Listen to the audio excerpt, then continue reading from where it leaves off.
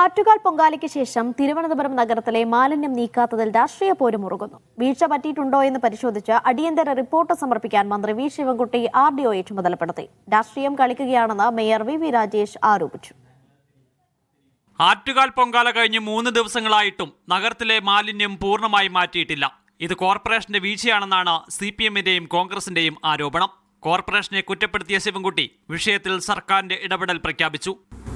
ഇത് ആറ്റുകാൽ ക്ഷേത്രത്തിന് അടുത്തുള്ള സ്ഥലമാണ്. ഇപ്പോഴും ഈ സ്ഥിതി തന്നെയാണെന്നുള്ളത് ലൈവ് ഫോട്ടോയാണ്. മാലിന്യം പൂർണ്ണമായി നീക്കം ചെയ്തെന്നാണ് മേയർ അവകാശപ്പെടുന്നത്. പ്രതിഷേധത്തിന് പിന്നിൽ രാഷ്ട്രീയമാണെന്നും മേയർ VV രാജേഷ് പറഞ്ഞു. കോർപ്പറേഷന്റെ ഭാഗത്തുനിന്ന് വീഴ്ച പറ്റിയെന്ന് കോൺഗ്രസും കുറ്റപ്പെടുത്തി. സാധാരണ പോലെ പെട്ടെന്ന് ക്ലീൻ ആക്കുന്നൊരു സംവിധാനം ഉണ്ടായിട്ടില്ല. ഒരു മെയിൻ റോഡിൽ തന്നെ ഏതാണ്ട് 30 മണിക്കൂറോളം താമസമെടുത്തിട്ടുണ്ട്.